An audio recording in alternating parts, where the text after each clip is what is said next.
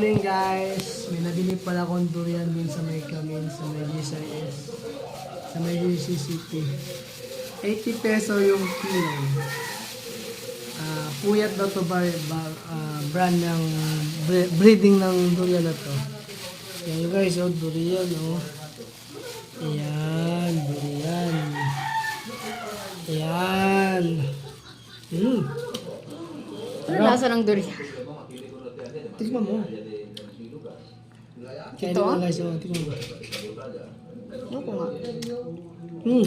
Oo, hindi mo na. Ito sa akin.